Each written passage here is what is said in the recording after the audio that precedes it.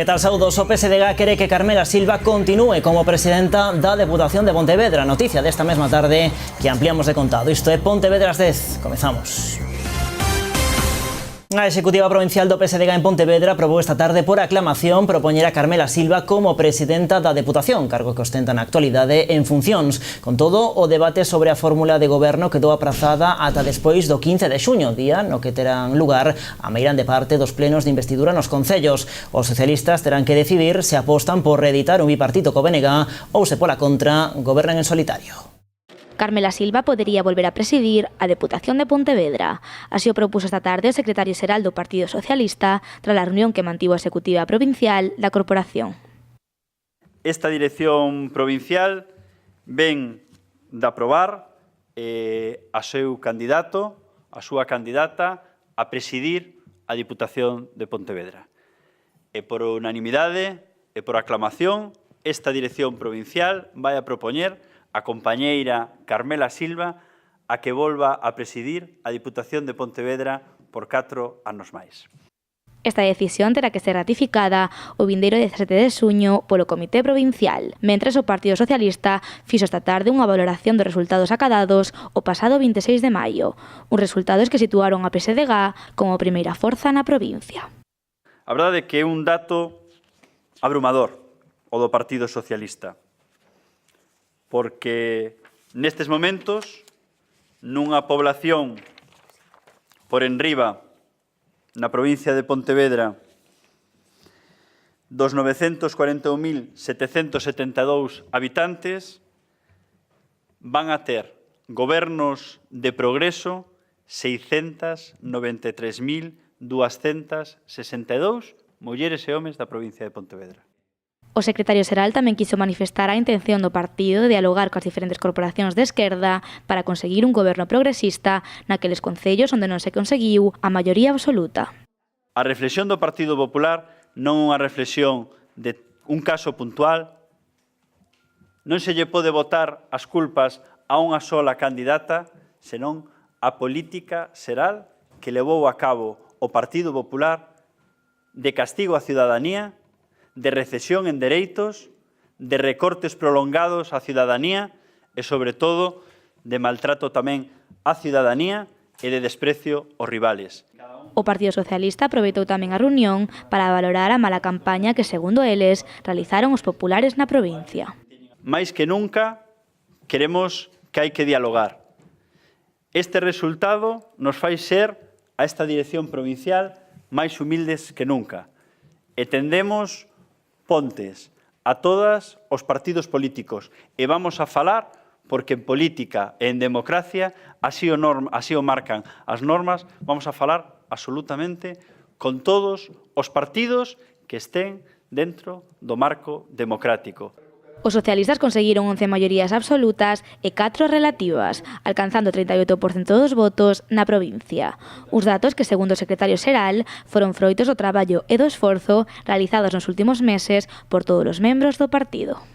Mais crónica política, o BNG, o PSOE e Avante Poio mantiveron esta tarde unha reunión para planificar o futuro do Concello. Deste xeito, a formación liderada por Silvia Díaz abre as súas portas a un posible tripartito e afástase aínda máis da posibilidade de chegar a un acordo co popular Ángel Moldes. As dúbidas sobre quen será o vindeiro alcalde de Poio seguen en riba da mesa, aínda que parece que nas últimas horas a balanza decatouse máis do lado de Luciano Sobral que de Ángel Moldes.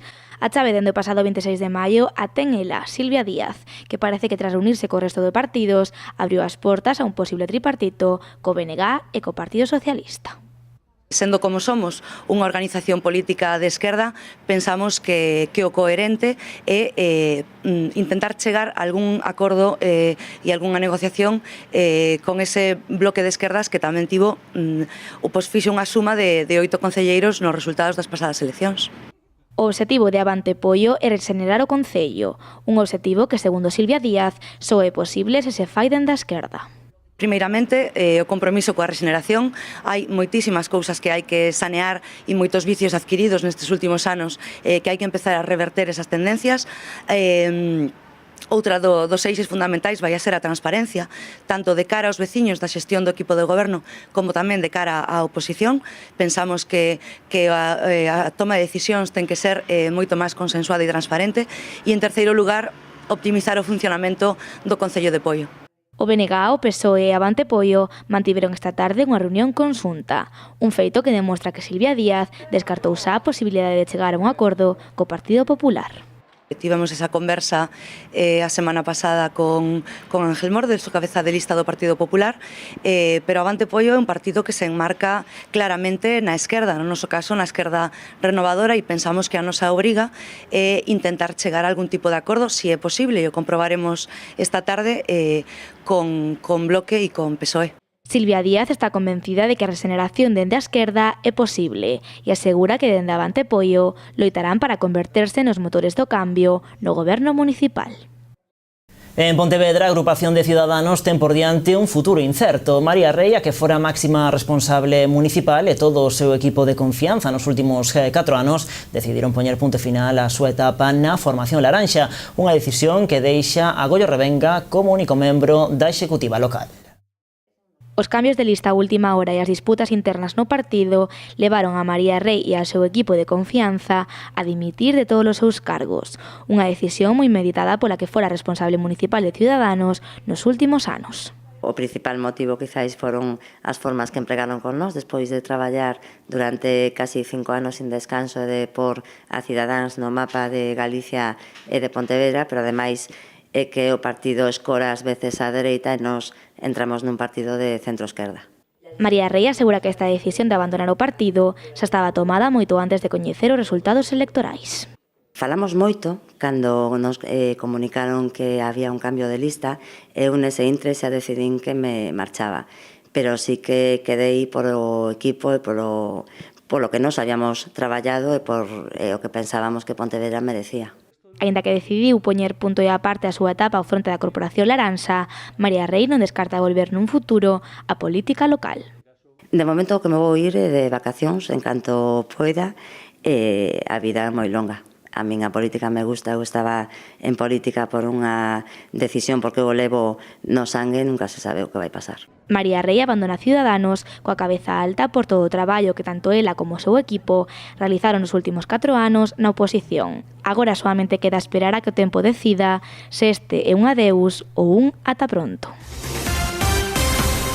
A Policía Nacional recibiu nos últimos días 3 denuncias por roubos en vivendas de distintas zonas de Pontevedra. 2 deles producíronse no barrio de Campolongo. Alí os ladróns entraron nun piso de estudantes onde levaron diferentes obxetos como un ordenador e unha videoconsola e tamén nunha vivenda dunha familia da que sustraeron diversas xoias. Nos 2 casos os roubos realizáronse a través do método do resbalón empregando unha lámina de plástico para non forzar a porta. No terceiro suceso os ladróns entraron nun domicilio situado na zona de Salcedo a través dunha fiestra. Os axentes están agora recadando probas para localizar os autores. Tras estes feitos, a Policía Nacional insiste na necesidade de darlle dobre volta á chave cando abandonamos a nosa vivenda para evitar este tipo de incidentes.